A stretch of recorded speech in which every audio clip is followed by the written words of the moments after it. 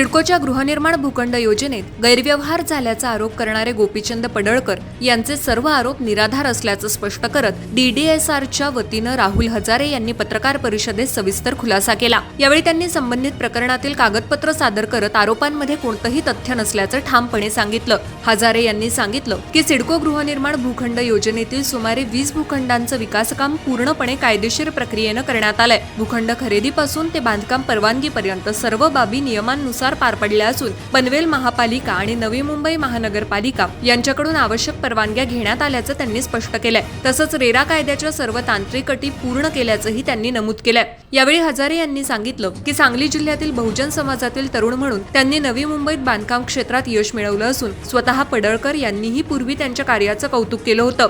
राज्यातील उच्चस्तरीय नेत्यांकडून मिळालेल्या सन्मानांचे दाखलेही पत्रकार परिषदेत सादर करण्यात आले। हे सर्व आरोप राजकीय हेतून प्रेरित असल्याचा आरोप उपस्थित पदाधिकाऱ्यांनी केला। मराठी उद्योजक म्हणून आम्ही काम करत असून रतन टाटा यांच्या विचारांप्रमाणे सामाजिक बांधिलकी जपत कार्य करत आहोत।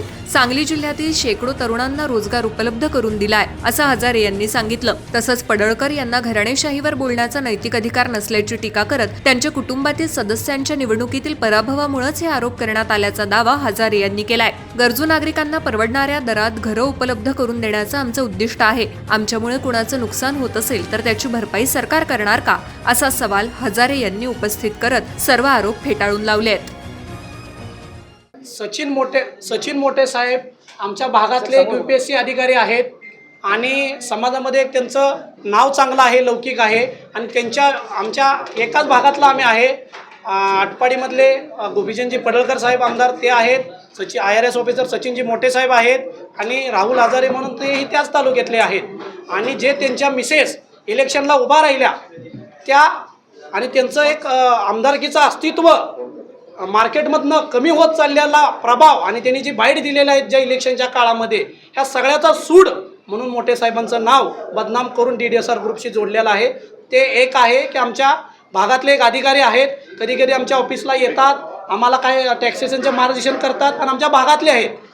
एवढ्या ह्याच्या व्यतिरिक्त DDSR ग्रुपशी त्यांचा काही संबंध नाही आणि जर असेल तर त्यांनी लिगल वेज प्रूव्ह करावं आणि मांडावं। नोटीस काय देणार तुम्ही? त्यांना नोटीस तुम्ही काय देणार? आमदार गोपीचंद पडळकर साहेब यांचे भाऊ ब्रह्मानंद पडळकर साहेब यांच्या वाईफ तिथे उभा राहिल्या आणि त्यांच्या विरुद्ध IRS सचिन मोठे यांच्या वाईफ उभा राहिल्या होत्या आणि त्या वाईफ उभा राहिल्यामुळे यांचा जो बाली किल्ला होता आणि त्यांच्या जिल्हा परिषद सगळ्या शीट पडल्या आणि एकच शीट जी बाली किल्ल्यातली ती 491 मतानं म्हणजे 980 आली, पण भागिले 2 केलं तर 491 म्हणजे त्यांचा बाली किल्ला हल्ला। म्हणजे त्या कशा प्रकारे त्यांनी निवडणूक लढली हे तुम्ही न्यूजवरती बघू शकता। हे सगळं कारस्थान त्यांचं हल्ल्यामुळं त्यांचं दिमाग हल्लं आणि त्यांनी जसं भाषणामध्ये सांगितलं की मी अधिवेशनात यांचा गौरवस्फोट करू आणि खोट्या माहिती देऊ आणि खोट्या तक्राऱ्या सांगू आणि यांना बदनाम करू।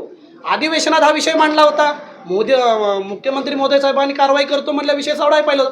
दुसऱ्या दिवशी सकाळी पत्रकार परिषद घेऊन परत खुलासा का करू वाटला? म्हणजे तुम्हाला नक्की साध्य काय करायचं आहे हे त्याच्यामधनं दिसून आलंय। साहेब तुम्ही डॉक्युमेंट चेक करा। सचिनजी मोठे साहेब कुठल्याही डॉक्युमेंटवर जर माझे पार्टनर निघाले तर मग बोला ना, हवेमध्ये बोलण्याचा अर्थ नाही ना।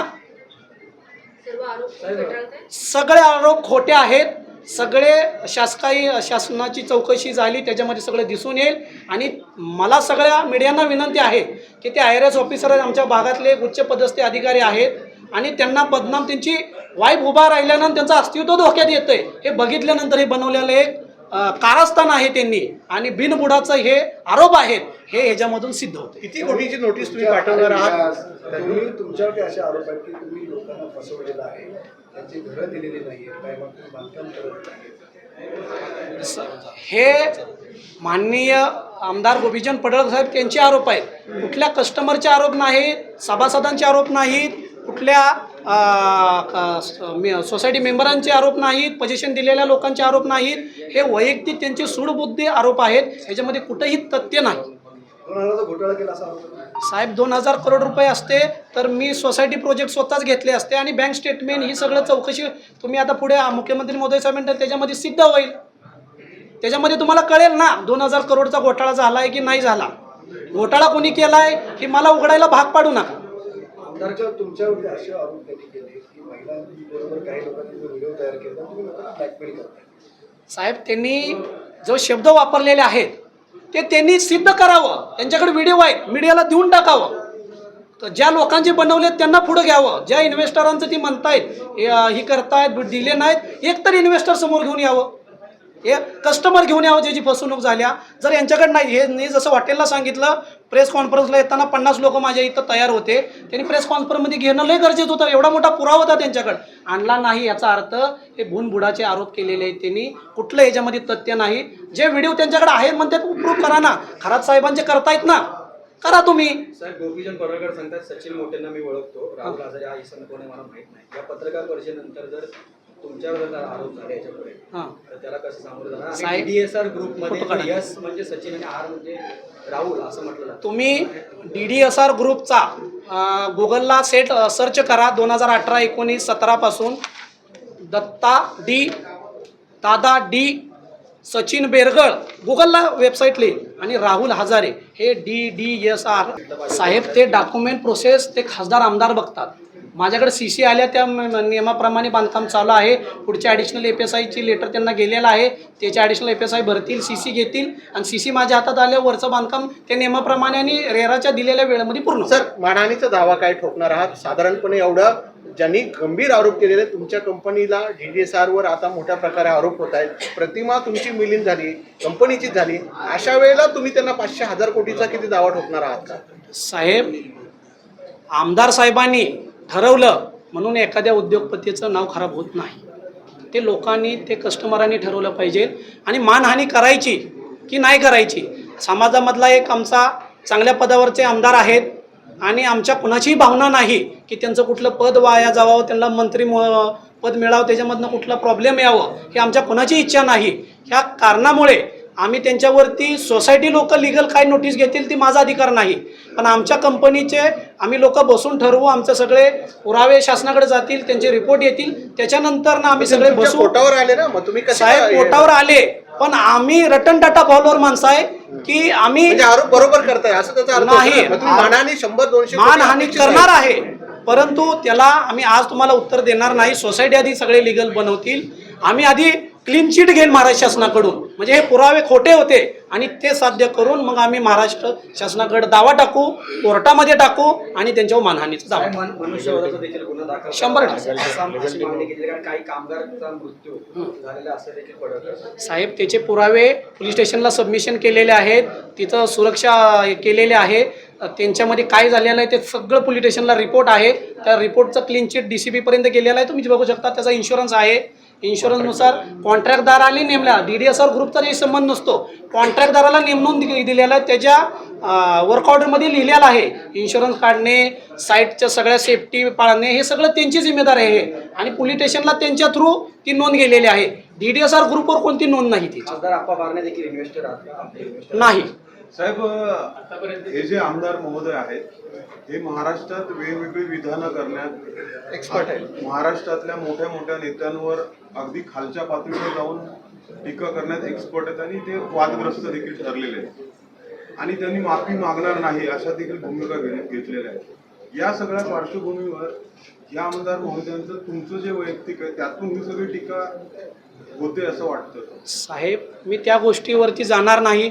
माझ्या DDSR ग्रुपची जी बदनामी गेली होती त्याच्यावरती मी माझं संभाषण मांडलेलं आहे.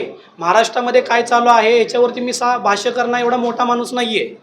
जे माझ्या बिझनेस बाबतीत जे केले, माझ्या एका मराठी उद्योजकावरती बाद करण्याचं, एक कलंक करण्याचं काम आमदार साहेबांनी केलं होतं आणि ते मला मुंबईकरांच्या, महाराष्ट्राच्या समोर मांडणं गरजेचं होतं की एक तर मराठी उद्योजक तयार होत नाही आणि तयार झालेल्यांना कसं खोट्या प्रकारे विदाऊट पुराव्याचे बदनाम करायचं काम यांनी केलेलं आहे. आणि माझ्या कंपनीला क्लीन चिट मिळावी म्हणून तुमच्यासारख्या मीडियानं सगळ्यांना बोलवलं. तुम्ही माझ्या कंपनीचा मान सन्मान राखून तुम्ही आला आणि ही सगळं मुंबई, नवी मुंबई, महाराष्ट्रांच्या आणि माझ्या कस्टमरच्या युनिव्हर्सिटीच्या समोर मांडायचं कार्य केलं. हे मी त्याबद्दल माझ्या DDSR ग्रुपतर्फे आभारी आहे तुमच्यासाठी. आणि त्याच बिल्डिंगची फुल ऑक्युपन्सी सर्टिफिकेट हे आपण 6/6/2023 साली पोझिशन दिलेली बिल्डिंग आहे. ह्या बिल्डिंगच्या जसं त्यांनी शब्द मांडले की DDSR ग्रुप हा 2020 पासून मार्केटमध्ये काम करत आहे, तर माझ्या DDSR ग्रुपसाठी जी सुरुवात झाली होती, ज्यावेळी आमची कामं चालू होती, माननीय आमदार गोपीचंद पडळकर साहेब हे आमच्याच मतदारसंघातले आहेत आणि आमचे एकाच आम्ही कास्टमधनं बिलॉंग करतो. तर त्यांचे माझ्या ज्या ऑफिसचे ओपनिंग आहे, साईटच्या भूमिपूजन आहे, त्या साईटला हे फोटो आहेत. 2 आमदार आहेत त्याच्यामध्ये. त्याच्यात त्यावेळी माननीय गोपीचंद पडळकर साहेब आमदारही नव्हते, साधा आपल्यासारखे एक मनुष्य होते. तरी पण आमच्या धनगर समाजातले असल्या कारणाने आणि आम्ही सर्व लोक एका आमच्या जातीतला माणूस वरती जातोय, त्यांच्या हस्ते आमचं ऑलरेडी ओपनिंग चालू होतं, काम चालू होतं, पण त्यांच्या हस्ते एक रेबिन काटावी म्हणून हा तो फोटो आहे 2019 सालचा. त्याच दिवशी हे आमचे DSR कंपनीचे याच्यातले फोटो माझ्या ऑफिस मधले. माझ्या वडिलांनी त्यांचा सत्कार केला होता आमच्या ऑफिसला आले म्हणून. आणि माझ्या साईटच्या भूमिपूजनसाठी मी सगळं तुम्हाला देणार आहे. साईटच्या भूमिपूजनला ते स्वतः आले होते. बऱ्याच साईटला त्यांनी व्हिजिट ही दिलेल्या होत्या त्यावेळी, कारण आमचं रिलेशन त्यावेळी चांगलं होतं आणि आज आम्ही त्या गोष्टीच्या विरोधात नाही. ते तुम्हाला हळूहळू पुढं बाकीच्या गोष्टी तुमच्या समोर मांडेल आम्ही काय विषय. आणि त्यांनी सत्कार केला होता आणि सगळे म्हणजे इथं कळमनुरीतले नगरसेवक हे सगळे प्रूफ नाही. हे काही एकटा माणूस नव्हता त्या दिवशी भूमिपूजनला. कमीत कमी 400-500 लोक होती आज आमच्या धनगर समाजामधले. आणि जसं त्यांनी शब्द वापरला पहिल्या स्टार्टला, गावाकडच्या कष्टकरी माताडी भाजीपाला, तर तुम्हाला सांगतो त्या प्रोजेक्टमध्ये रिक्षावाला आहे, त्या प्रोजेक्टमध्ये भाजीवाला आहे, त्या प्रोजेक्टमध्ये माताडीतला माणूस आहे, त्या प्रोजेक्टमध्ये पोलीस डिपार्टमेंटमध्ये काम करणार आहे, त्या प्रोजेक्टमध्ये महाराष्ट्र शासनात काम करणारे लोक आहेत. तर आमची जी प्रोजेक्ट करण्याचं काम करण्याची जी पद्धत आहे हे त्यांनी वापरलेल्या शब्दामध्येच दिसून येतं की आम्ही त्या लोकांसाठी काम केलेलं आहे. त्याच्यानंतर DDSR ग्रुपचा दुसरा पोझिशन झालेला प्रोजेक्ट DSR पॅराडाईज म्हणून, जी त्याची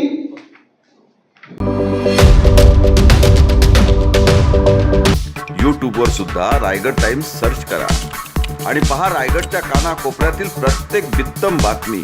आणि हो, लगेचच सबस्क्राईब बटनवर क्लिक करायला विसरू नका. रायगड टाइम्स, आपलं चॅनल, आपला आवाज.